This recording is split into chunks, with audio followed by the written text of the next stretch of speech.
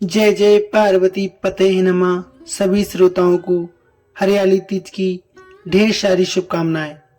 आज हम आपको इस वीडियो में सुनाने वाले हैं हरितालिका तीज व्रत के पीछे चौंकाने वाली कथा, जिसे देखकर आप कहेंगे इसमें ऐसा सच कैसे छिपा है। हरितालिका तीज भारत में मनाया जाने वाला एक पारंपरिक त्योहार है, जिस दिन विवाहित महिलाएं कठोर व्रत रखती हैं और अपनी पति की सलामती और दीर्घायु की कामना करती हैं। ये त्योहार हिंदू संस्कृति में गहराई से निहित है और इसे बड़ी श्रद्धा के साथ मनाया जाता है। महिलाएं अक्सर इस दिन की विशेष तैयारी बहुत अच्छे से करती हैं। वह अपने सबसे अच्छे कपड़े पहनने से लेकर जटिल अनुष्ठान तक हरतालिका तीज के व्रत की रस्में कमजोर दिल वाले के लिए बिल्कुल नहीं है। ये घंटों तक और कुछ मामलों में बिना भोजन या पानी के 24 घंटों तक भी चल सकती हैं। इस स्तर पर समर्पण से शरीर पर भारी असर पड़ सकता है, लेकिन कई लोगों के लिए ये उनके द्वारा मांगे गए आशीर्वाद के लिए चुकाई जाने वाली एक छोटी सी कीमत होती है। हालांकि सामाजिक दबाव कभी कभी महिलाओं के लिए इस व्रत को रखना मुश्किल बना सकता है, खासकर आज की आधुनिक दुनिया में, जहां इतने लंबे समय तक उपवास करना चुनौतीपूर्ण हो सकता है। सामाजिक अपेक्षाओं बहुत ज्यादा हो सकती हैं।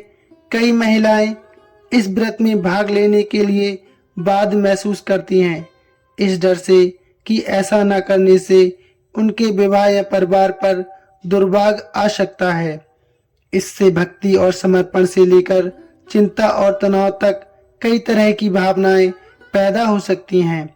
इन चुनौतियों के बावजूद हरतालिका तीज का उत्साह प्रबल रहता है और महिलाएं इस व्रत को बड़े उत्साह से मनाती हैं। ये व्रत आमतौर पर शाम की प्रार्थना के बाद प्रेम और देखभाल से तैयार किए गए पारंपरिक व्यंजनों से बने भोजन के साथ तोड़ा जाता है। इस त्योहार के दौरान महिलाओं के बीच सामुदायिकता और एकजुटता की भावना वास्तव में प्रेरणादायक होती है, क्योंकि वे अपने अनुभव साझा करने और एक दूसरे का समर्थन करने के लिए एक साथ आती हैं। हरतालिका तीज की उत्पत्ति पौराणिक कथाओं में निहित है, जिसमें देवी पार्वती और उनके पति भगवान शिव के प्रति समर्पण की कहानियां शामिल हैं। पौराणिक कथाओं के अनुसार एक समर्पित पत्नी हरतालिका ने भी ऐसा ही एक व्रत रखा था और भगवान शिव को प्रसन्न किया था, जिन्होंने उन्हें वरदान दिया था। ये कहानी आज भी व्रत रखने वाली कई महिलाओं के लिए प्रेरणा का स्रोत है। तो आइए भक्तों, भगवान शिव के द्वारा सुनाई गई कहानी हम आपको सुनाने जा रहे हैं। तो आपने अब तक वीडियो को लाइक शेयर नहीं किया हो तो कर लें। आइए शुरू करते हैं। हर हर महादेव। पुराणों में हरियाली तीज की ये कथा काफी प्रचलित है। कहा जाता है कि स्वयं भगवान शिव ने माता पार्वती को उनके पूर्व जन्म के बारे में याद दिलाने के लिए ये कथा सुनाई थी। शिव जी कहते हैं, हे पार्वती, बहुत समय पहले की बात है जब तुमने हिमालय पर मुझे वर के रूप में पाने के लिए कठोर तप किया था। इस दौरान तुमने अन्न जल त्याग कर सूखे पत्ते चबाकर दिन बिताए थे। मुझे वर के रूप में पाने के लिए तुमने किसी भी मौसम की कोई परवाह नहीं की और तुमने निरंतर तप किया। तुम्हारी इस स्थिति को देखकर तुम्हारे पिता बहुत दुखी थे। ऐसी स्थिति में नारद जी तुम्हारे घर पर पधारे।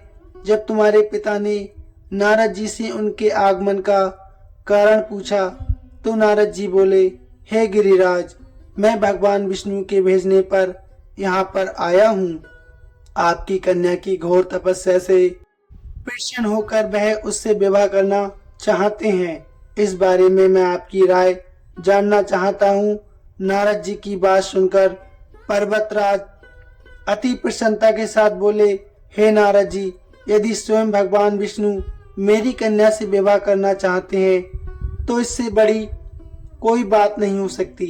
मैं इस विवाह के लिए संपूर्णतः तैयार हूँ। इसके बाद तुम्हारे पिताजी की स्वीकृति पाकर नारद जी विष्णु भगवान के पास लौट गए। ये शुभ समाचार राजा ने चारों दिशाओं में फैलवा दिया, लेकिन जब तुम्हें इस विवाह के बारे में पता चला तो तुम्हें बहुत दुख हुआ। तुम मुझे मन से अपना पति मान चुकी थी।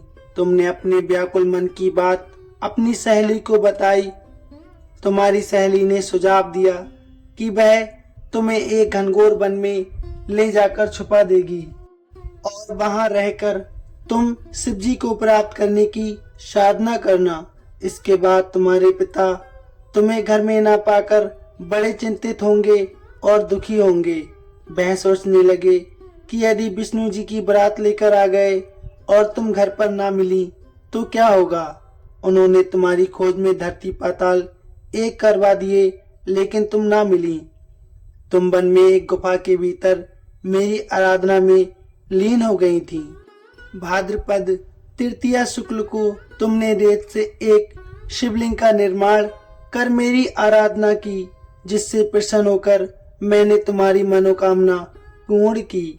इसके बाद तुमने अपने पिता से कहा कि हे पिताजी, मैंने अपने जीवन का लंबा समय भगवान शिव की तपस्या में बिताया है और भगवान शिव ने मेरी तपस्या से प्रसन्न होकर मुझे स्वीकार भी कर लिया है।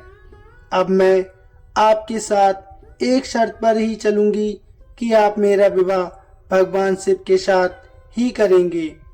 पर्वतराज ने तुम्हारी इच्छा स्वीकार कर ली और तुम्हें घर वापस ले गए। कुछ समय बाद उन्होंने पूरे विधि विधान के साथ हमारा विवाह करवा दिया।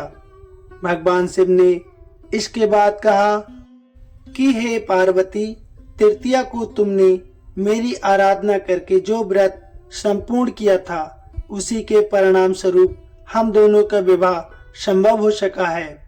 इस व्रत का महत्व यह है कि इस व्रत को कोई भी स्त्री अपनी पूर्ण निष्ठा से करेगी तो मैं उसे मनोवांछित फल प्रदान कर देता हूँ। भगवान शिव ने पार्वती जी से कहा कि इस व्रत को और संसार में जो भी स्त्री पूर्ण श्रद्धा से करेगी उसे तुम्हारी तरह अचल सुहाग प्राप्त होगा। उसके सुहाग की संपूर्णता मैं ही रक्षा करूंगा, क्योंकि इस व्रत को करने वाली व्यक्ति मुझे बहुत प्रिय है, इसलिए मैं उसके सुहाग की संपूर्णता रक्षा करूंगा।